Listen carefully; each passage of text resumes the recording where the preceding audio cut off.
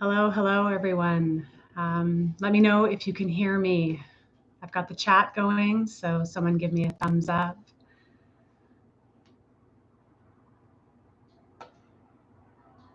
And also let me know where you guys are from.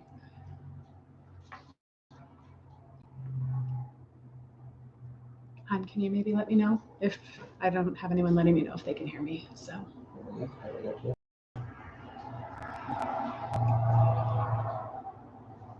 All right, let me guys know if you can hear me. I just want to make sure. I just need someone to give me a thumbs up that we've got sound and audio working, or video working okay. This is my first time doing a YouTube live, and it is awesome. Catherine's giving me a thumbs up. Perfect. It does work a little than Instagram and Facebook, so I had to, learn new tech. All right, awesome. Hi guys, perfect. Feel free if you have any questions throughout this. I've got my husband as a moderator, so he's going to kind of keep track of questions so that way I can focus on talking to you guys. So we are here tonight to talk about prepping.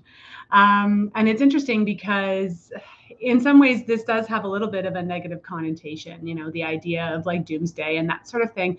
But with everything that's going on in the world, including switches and changes in weather, it's not a bad idea to have some of these tools and possibly the equipment that I'm going to go through that we have tonight under your belt, because you don't know, right? Like there's lots of reasons why people prep. Some people do this because they actually do have some sort of innate fear that something is coming, but other people, it's what if my partner loses their job and we don't have anything saved up? We don't have food stores. What if there is some kind of a natural disaster in my area?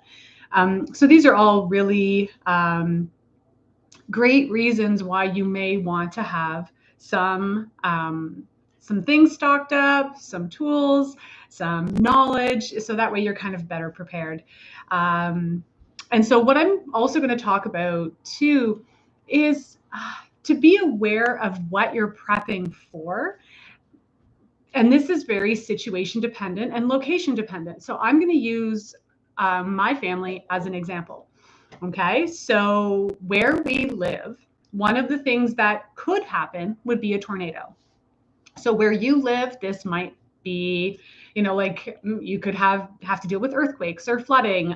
It really just depends. But where we are, it's highly unlikely that we're going to have an earthquake. It's pretty much impossible that we're going to have to deal with a hurricane or an avalanche, but it is possible that we might have to deal with a tornado. And so even that level of natural disaster is something that a lot of people would want to prep for. And since moving here, we've actually had, I think it's like 5 nights where things got a little hairy. We were sitting and watching our phones and waiting for constant tornado warnings. And the main reason for this is because we don't have a basement. So one of the things that we would want to do, yes, Catherine mentioned ice storm. Those are very common too. And if you're rural like I am, you lose power for days and days. We're considered low density rural. So we're one of the lowest priorities for getting our power back, right? But be prepared based on what is most likely to happen in your area. It's highly unlikely you're going to have to deal with an avalanche if you don't have any mountains around you. You know what I mean? So having kind of a base idea of what you're looking for. So one of the things we've talked about, because we don't have a basement, is actually prepping the crawl space. And so putting a tarp down so it's not super nasty under there, and having a cooler in there that would mostly serve as storage. So we would have things like flashlights, a few bottles of water, a hatchet. It's actually a fellow I know named Chris Gilmore who gave me that tip. He's like, if the tornado happens to come through your home, how are you going to get out? And it's like, oh, a hatchet is actually a really great little tool to have if you kind of have to dig yourself out of debris, right? We would make sure you'd have dry socks, a good pair of shoes, so just like a little kit that you would have. So in our case, that would be in our crawl space, because if a tornado were to come, while our neighbors do have a basement, do I have enough time to get over to my neighbor's house, right? Also, ensuring that your family will know where you are if something like that happens, right? So my family is well aware that we will be found in the crawl space under our home if something like that were to come through our area. So this can be just one example of something that we may want to prep for. Now, like I said, with lots of the things going on in the world, there you may feel there are other reasons. So I want to talk about a few things. And like I said, if you have questions, I've got the chat right in front of me here. So feel free to jump on. So one of the things I want to talk about is the difference between bugging in and bugging out. So a lot of people have probably heard the terms bugging out, right? You got a bug out bag that's got all your gear in it, and you leave a location. Depending on where you live, that might be what you do. However, if you live fairly isolated, rural, and you could stay put for many weeks, this is what we would call bugging in. And so you may have a different plan. Like if your plan is to hunker down if something happens, like that, what was it? It was like 8 or 9 hours we were without social media. A lot of people started spinning. They were like, what's going on? What's going to happen? Right. And so having kind of things prepared for unlikely or potentially likely scenarios is not a bad thing. So I'm going to talk about what we've done. I'm going to preface again, as I've said in the descriptions for this, we're not experts. We're also not living in a place of fear. And I really want to drive that point home too. If you've ever seen, there was a show on Netflix a while ago called Extreme Preppers, and like it was Doomsday Preppers. Yes, thank you. And it was insane, like some of the things that these families were preparing for and having underground bunkers and, hazmat suits and all of that. We are nowhere near that kind of level in terms of prepping, because again, I'm not living from a space of fear. I'm doing this from a place of security, gathering skills, and again, uncertainty in terms of what the future holds. So someone said, I started pickling. Yeah. So food, you have to think about, okay, so let's say you lose power for 5 days, you decide you're going to bug in, right? And you lose power for 5 days. What are you going to need? You're going to need food. You're going to need water. You're going to need a way to keep your home warm. So these are where we start to talk about some of the equipment and skills that you may want to have. So in terms of bulk dried food, we have fairly large stores of things like beans, rice, wheat berries, lentils, oats, organic cane sugar, anything like that. I've got lots of honey, anything that we may need. And what's really nice about beans and rice is it's a complete protein and they're inexpensive. So I often tell people, if you do feel the urge to stock up on some food, beans and rice, inexpensive, fairly easy to store. White rice is going to store longer than brown rice. Brown rice has too many oils in it and they will go rancid fairly quickly, whereas white rice, if stored properly, can store up to 25 years. So of course, this means having to put things in like Mylar bags or food safe containers. But even short-term storage in just food grade containers, it will last for a very, very long time. And that's actually why I store wheat berries as opposed to flour, because wheat berries will store for up to 25 years as well. So that would be, some of the things that you're thinking about. Now, home canned foods, like Claudette mentioned, these are excellent to have. Now, they don't have to be home canned. Every time you go to the grocery store, pick up an extra can of beans or an extra can of carrots or whatever it is, diced tomatoes, the things that your family eats. That's also something to consider too. Don't go wasting all of your hard-earned money on a bunch of food that you guys aren't going to eat anyway. Oh yeah, and what kind of, Claudette has a great point. What kind of food doesn't actually require cooking? But we're going to go into some of the things that we have for cooking in scenarios where I don't have power, or potentially, we're actually not at home and having to cook elsewhere. Frozen foods as well, but then you're going, and I'll cover this in a bit too in terms of equipment, but if you're going to do a lot of frozen food, how are you going to keep it frozen if you lose power? So I want you to think about that. And I'm a big believer in seeds.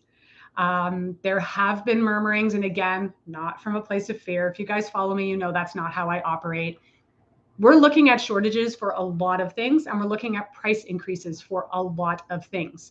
So maybe stocking up on seeds and making sure if you do grow food, having seeds for at least a year, maybe even 2, because most of them will store, some seeds will store up to 5 years without having to really do anything special in terms of keeping them stored well or fresh. So it's a good thing to do, stock up on your seeds, but again, without hoarding, and also stocking up on the seeds of things that you know you're going to eat, right? If you guys don't eat turnips, there's no need to buy 27 packets of turnip seeds if you guys don't eat them, right? And something else too that I really, really impress upon people is getting to know your local farmers. So many people are talking about things like self-sufficiency and stuff like that, but it's pretty much impossible for the modern day family to be completely self-sufficient, because that would mean that you're producing all of your own power, you're producing your own wheat, your own sweeteners. Who's got time for that, right? Getting to know your local farmers, getting to know where you could go to buy food if, say, a grocery store wasn't something that was accessible. And developing relationships with people. So if you don't have land to grow food on, where can I buy food from? Who can I support? And building those connections and building community is a really good thing. So we're going to go into some of the equipment that we have at home. And I'm also going to go through kind of like our wish list as well. And if you guys want, let me know. I've been thinking about actually doing an accompanying blog post to this, because I'm going to be showing you all the stuff that we have, and then I can have links. So if there's anything you're interested in, you guys can just click on the link and off you go. So the first thing that was a high priority, again, we're rural, we're low density. So let's say there is an ice storm. Catherine brought that up. That was a really great point. There's an ice storm. Chances are, based on where I live, the GTA is going to get power back at least a few days before we will. Last time there was an ice storm, we were without power for 3 days. So it was really smart for us personally in the situation that we're in to have a generator. And I think, truthfully, I think most people should have a generator in some way, shape, or form. I know they're expensive, but if you get a good one, like it's the only one you're ever going to buy. Something I want you to consider is that the fuel source that your generator is going to be using. So gas, for example, has a shelf life. This is something that as we started learning about these things, we started to learn, oh my goodness, our gas really only be stored in those canisters. I think it's for 6 months. Now you can put fuel stabilizers in your gas to give it a longer shelf life. However, propane never goes bad. So we have a dual fuel generator that can run on either propane or gas. So it was a little bit more expensive, but it was something that, was really kind of necessary. So if you're in an apartment, I mean, the challenging aspect with that is, of course, you're not going to want to use a generator unless you have a balcony, which I guess you could put it on the balcony because it's going to have exhaust guys, right? So you're not going to want this thing powering in your home. So extra blankets and things like that you can actually put up on the windows to create insulation of some kind. Let me think about that.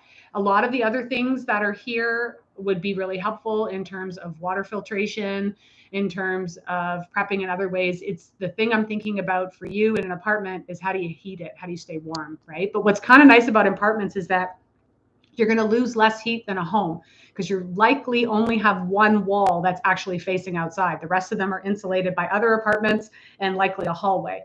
So that's going to retain heat for longer than a home will, especially an older home. I want you guys to think about how you're going to cook. Okay. If you lose power for a large period of time and your plan is to stay where you are, how are you going to cook things?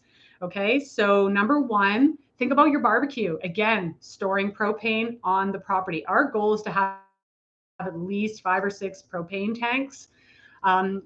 Just in case. Again, it never goes bad. And we like to barbecue in the summer and even in the spring and fall. We're not really big on winter barbecuing. You usually don't want to be outside for that. But you're always going to use propane for something. So your barbecue is an excellent option. A little propane dual burner stove. I actually have that so I can do a lot of my canning outside. My home doesn't have air conditioning and I don't like to heat up my house if I don't have to. So I've got a double burner. I think it's a Camp Chef, I think is the brand. It's fantastic. You can cook on that easily. And it doesn't blow through a lot of propane. You could use your generator to then run your oven or your stove as well. The fuel efficiency, you're going to want to look at that. If you're looking at a toaster oven, for example, it's going to heat up in a much shorter period of time. We also have, I can't show you guys this because it's way too big, but we do have a sun oven as well, which is a solar oven. And we actually decided to invest in the brand All American Sun Oven because in the spring and summer months, I can get that baby up to 350 degrees, no problem, on a full sun day. In the winter, it would probably make a better slow cooker because the sun is so low in the horizon that I've never been able to get it to those 300 temperatures. But I have slow baked black bean brownies in that in January. It got to about 250 degrees and I was able to bake them slowly. So, depending on how serious you are about off-grid stuff, you can look into the All American Sun Oven as well. I want you guys to think about lighting as well, because especially in winter, it gets dark really, really early. So how are you going to be able to wander your apartment or your house? So I always suggest having a few things. I mean, basics, candles, little tea light candles. They're actually really easy to make as well. So if you have a beekeeper, beeswax, you can buy all the supplies to make them or just buy a bunch. It's always good to have lots of flashlights and know where they are and know where your extra batteries are. The last thing you want is to be stumbling around your house and not knowing where your flashlights are. One of the first things when we know impending weather is coming, we make sure beside every bedside table there's a flashlight.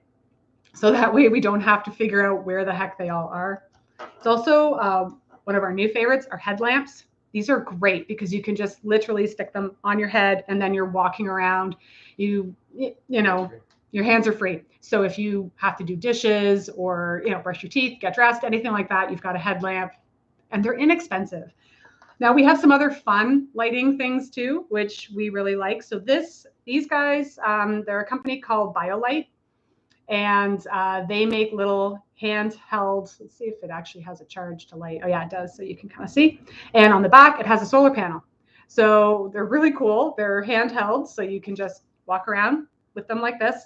And then if you're, say, camping, backpacking, or whatever, you can just hang it off the back of your backpack and it's going to charge itself with its little handy little solar panel on the back. We do find that it holds the charge better if you, use your USB and charge it that way. But we have successfully charged these using just solar power. So those are pretty cool. The company's called BioLite.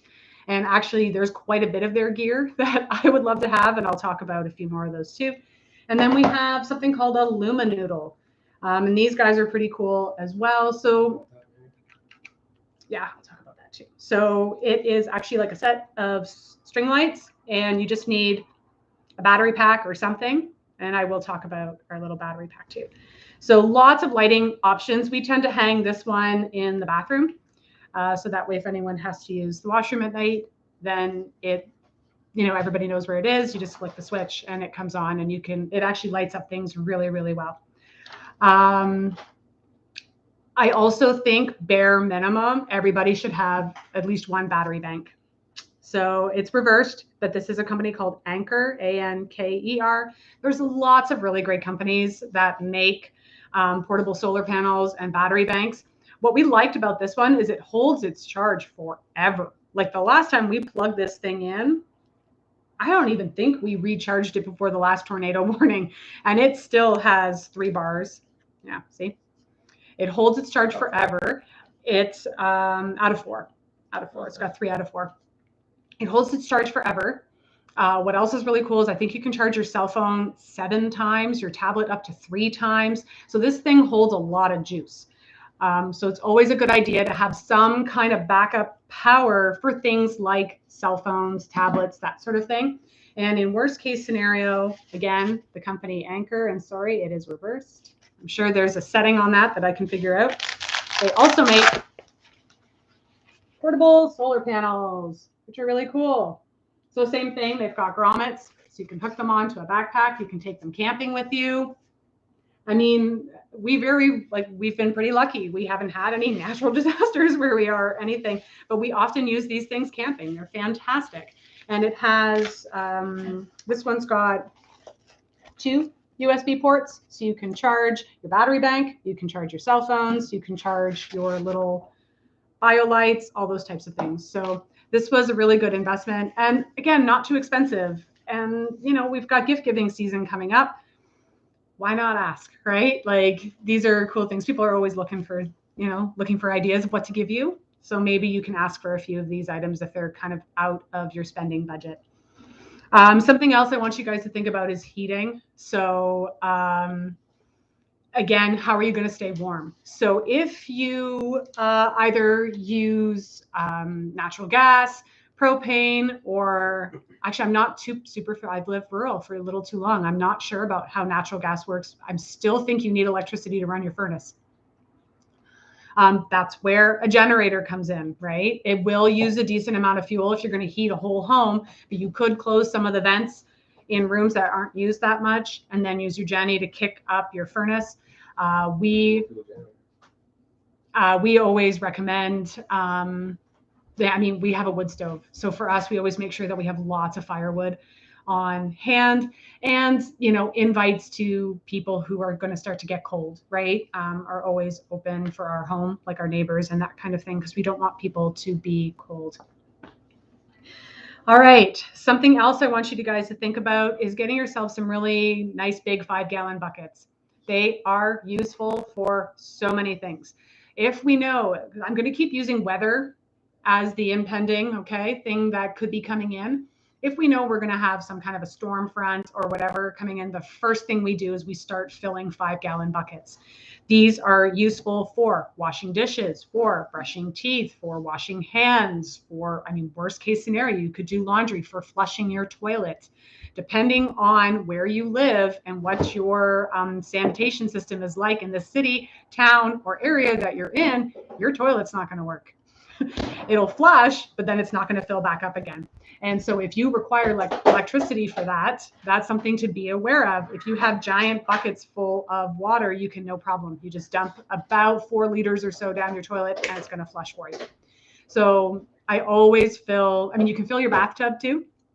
But it's always a good idea to have something to put water in. If you're planning on hunkering down for really long periods of time and you're pretty hardcore about this, we have yet to do this, but it's been on our list to actually build a composting toilet. Again, you got to think, what are the things you're going to need, right? I need to be warm. I need food. I need water. I need a way to manage waste. These are all things you kind of have to think about. And if you run out of buckets of water to flush your toilet, what are you going to do, right? Again, this is if we're talking more long-term at this point, but something to think about. I also want you to think about if you have pets or livestock, stocking up on food for them too. It's something that we often forget because we're so busy kind of prepping for our families and bulking up on canned goods and all that kind of stuff. And we go, crap, we're out of cat food. What are you going to do, right? And so it's a good idea to buy extra bags of chicken feed if you have chickens, feed for your animals, or feed for your pets. So that's something to think about. I also faced the whole crash with social media prompt a few things for me.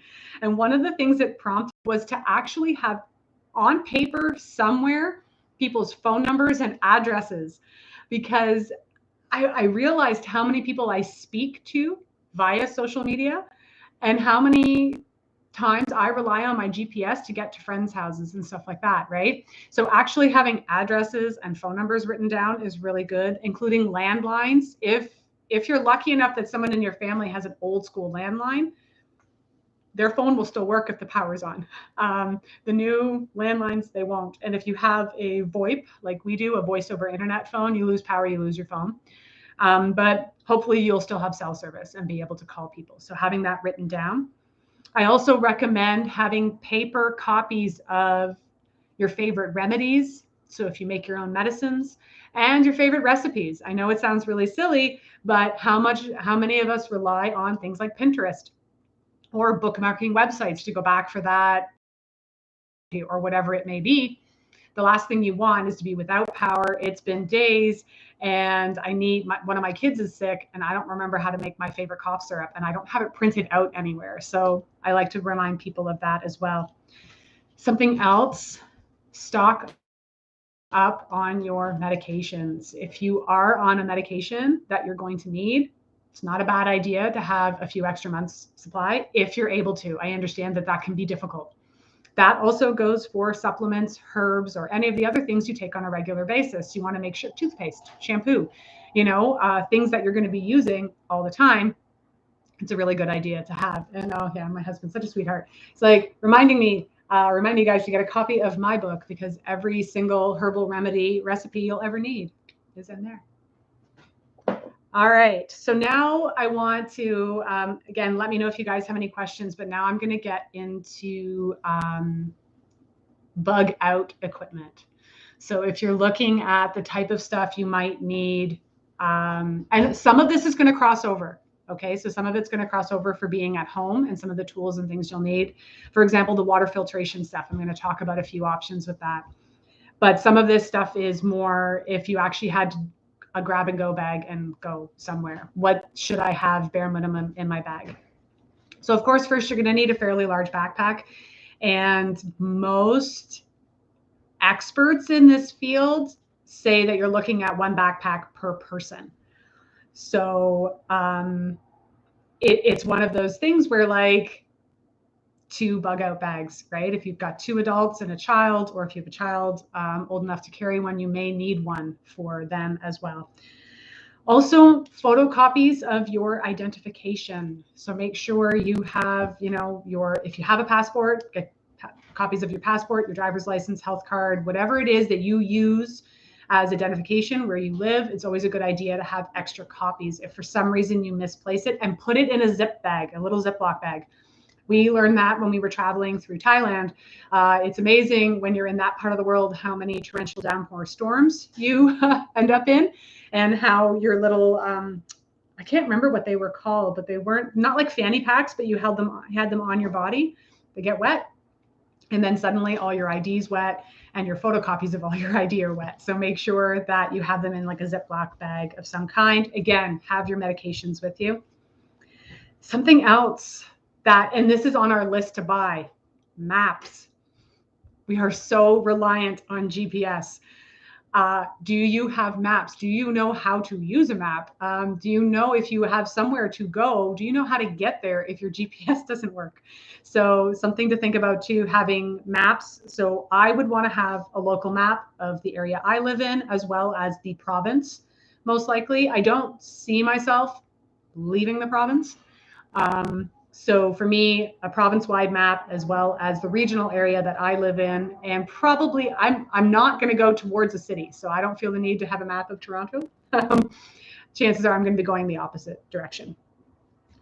You're also going to want, and this, again, this is prefacing, this is more of a bug out kind of situation. You're going to want something that you can trade with. Now, it's always good to have a little wallet, like you want to have some money, okay? While money is still a thing, good thing to have. It's also a good idea if you're into such things, maybe precious metals, silver coins, I don't know, things you can barter and trade with, always a good idea to have. So let's talk about water, water filtration. So I'm not going to bring my Berkey with me. It's a little cumbersome, but while I'm at home, my Berkey is a really great option. I can use that I can melt snow and filter water that way. I can filter rainwater. After I've done some preliminary filtering of debris and stuff, I can filter rainwater through my Berkey. This is a great thing to have. Another really great little nifty tool would be a life straw. So you can just buy the straws. These are the refill packs for the life straws, but we just went ahead and we bought the bottles as well. So this is actually a filtration device inside, and I can't remember how many liters it said that it does. It's a lot.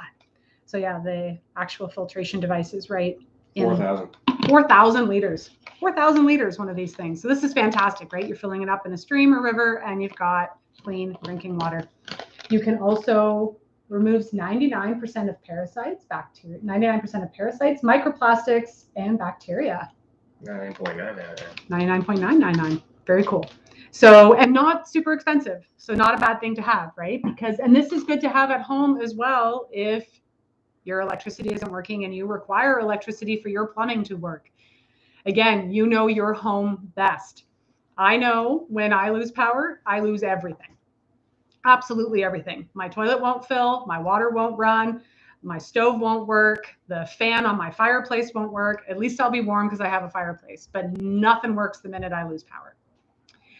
You're always going to want clean, dry socks and underwear, okay? Don't be too worried about packing your entire wardrobe. You're going to want a few layers in your bag, but you need clean socks and clean underwear, bare minimum. Those are really good things to have. Other things that you may want to have would be like a life tent.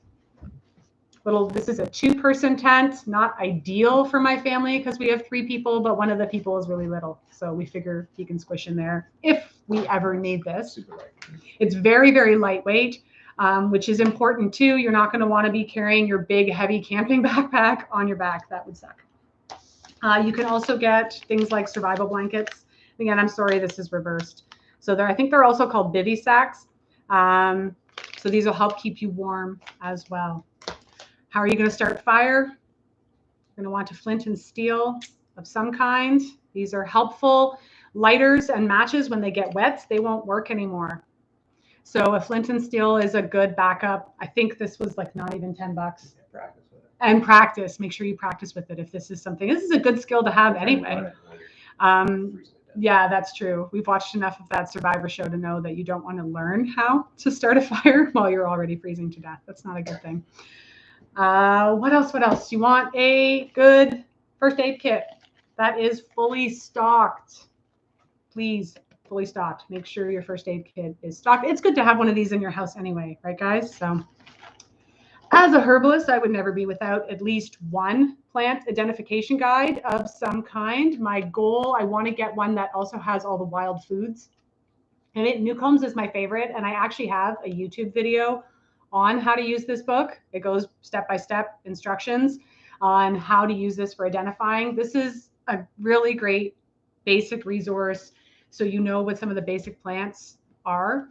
And again, I want to get one that's more for wild edibles and foods, so that way you know, like what stinging nettle is hard to mistake, but you can eat stinging nettle. You just have to cook it a little bit, right? And it's highly nutritious, so it's a good idea to know what it looks like and how to identify it. Communication.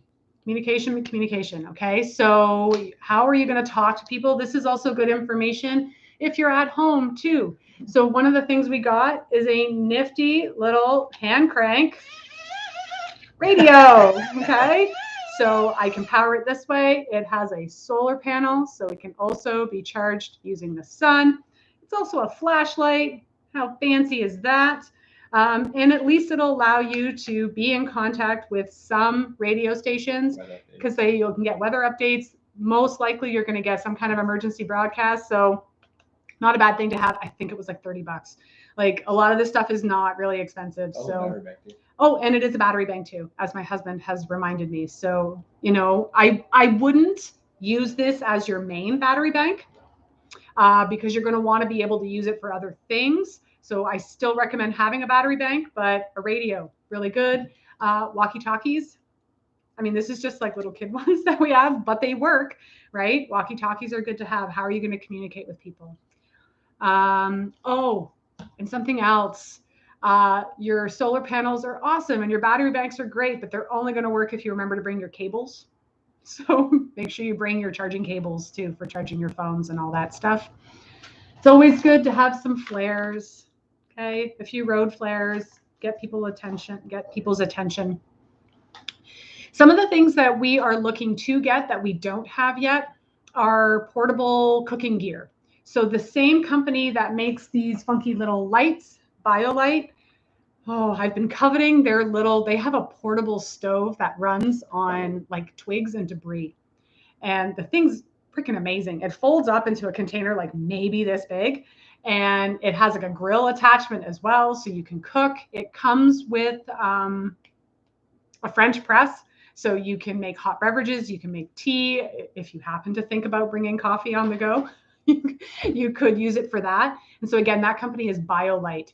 And it's designed for people who do more like rustic backpack type camping because it literally folds into a container like this big. So you're not dragging along a propane stove. You have something that's small, light, compact, and has really great reviews and can work off of, like I said, twigs, leaves, brush, things that you'll be able to find around you. Something else we need to look into getting is portable cutlery.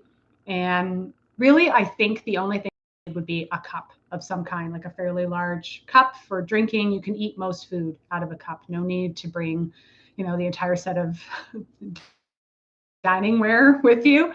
Something like that would work.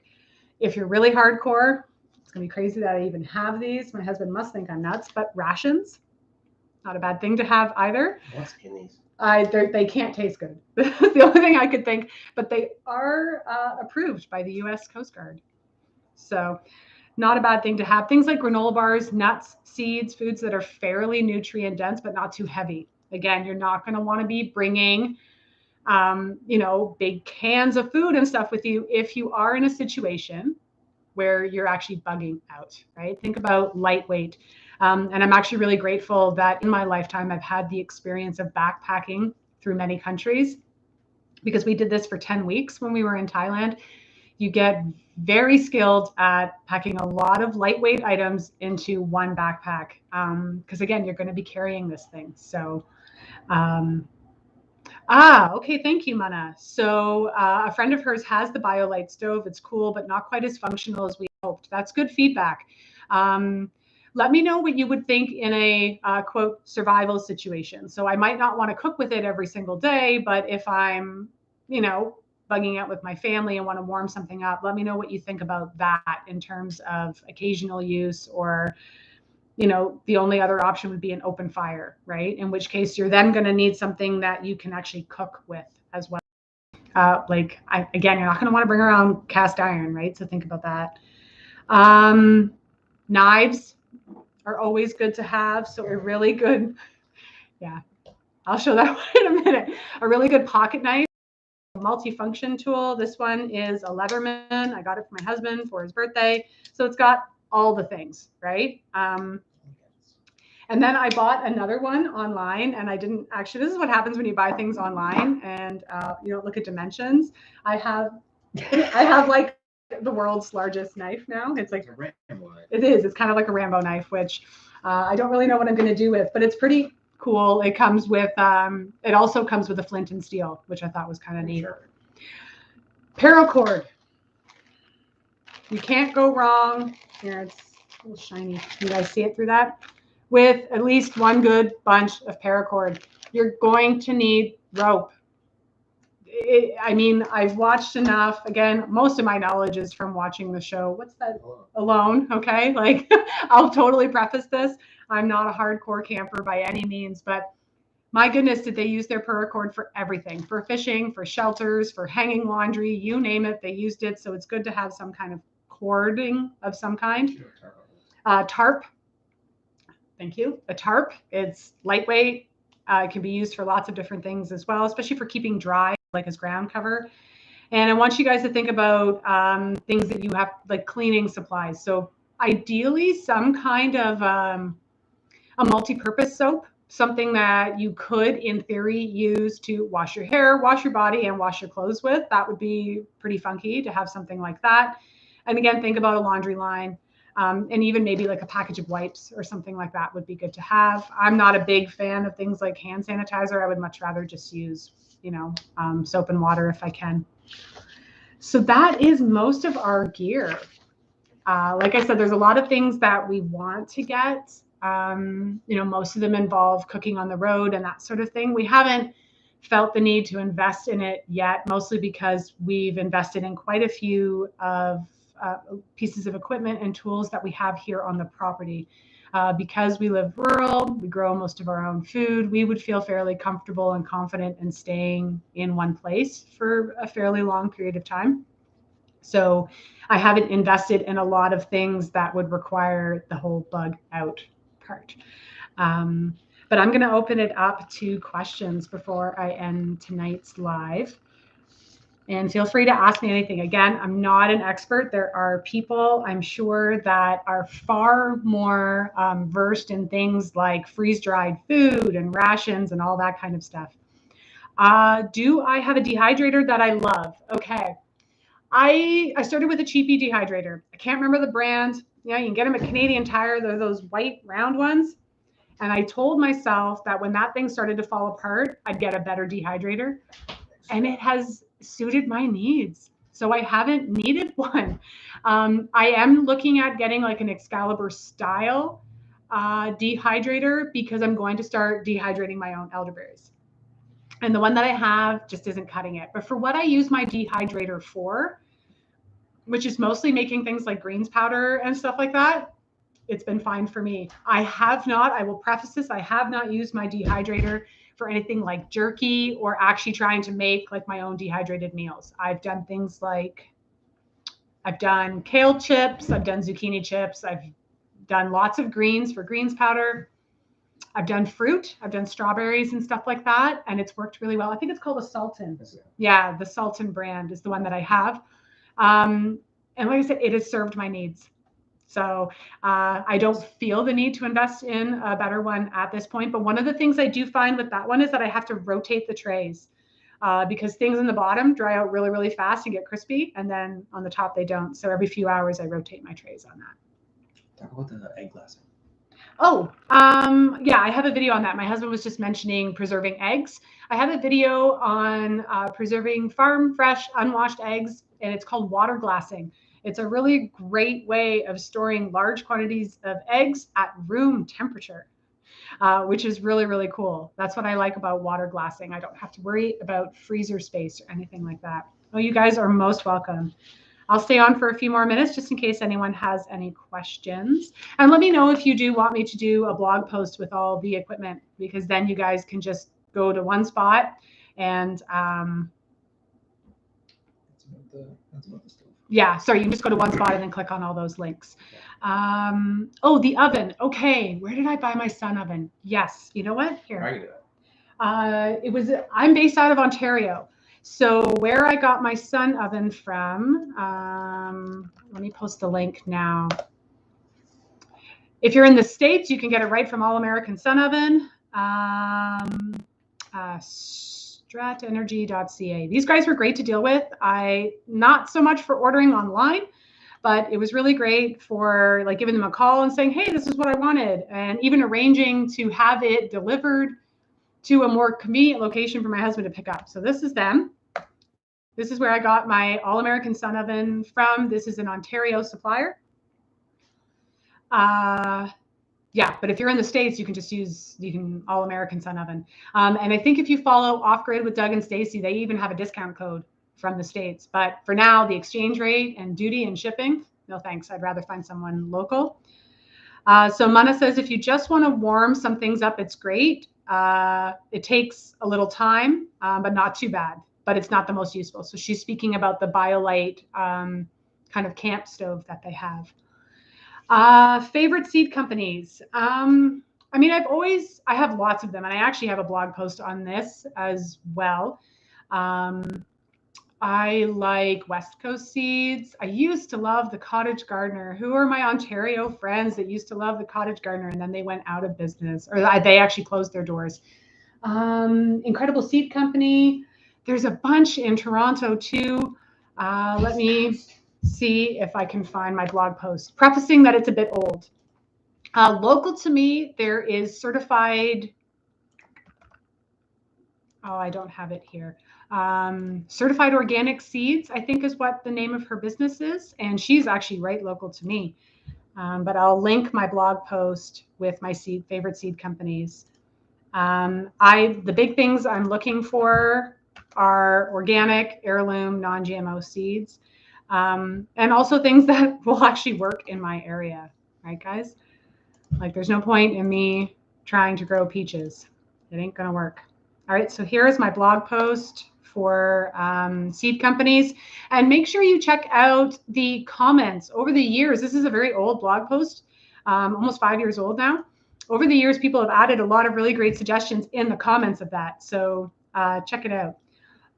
Yes, my plan is, as long as I don't screw up the tech, this will be available to watch afterwards. It's my first YouTube live, so I'm hoping I won't completely screw it up. But yes, it will be available to watch afterwards.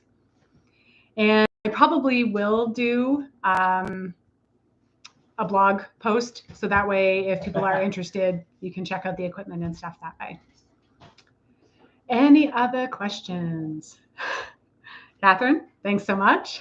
She's got a bug out. If you have questions, you can leave them in the comments of this video as well once it's available. And thank you guys. I think that's it for me. And I will see you on my next video. I've got videos that go live every Wednesday, so make sure you subscribe to my channel, please. And my husband has linked a couple times in here my email list as well, because again, we can't rely on social media, folks. It goes out all the time, right? So Facebook constantly strangles things, Instagram does, even YouTube. So you want to be on my email list for sure. Oh, husband's going to link it one more time for you guys to check out. And until next time, this is Correne from Spirea Herbs, wishing you health and wellness.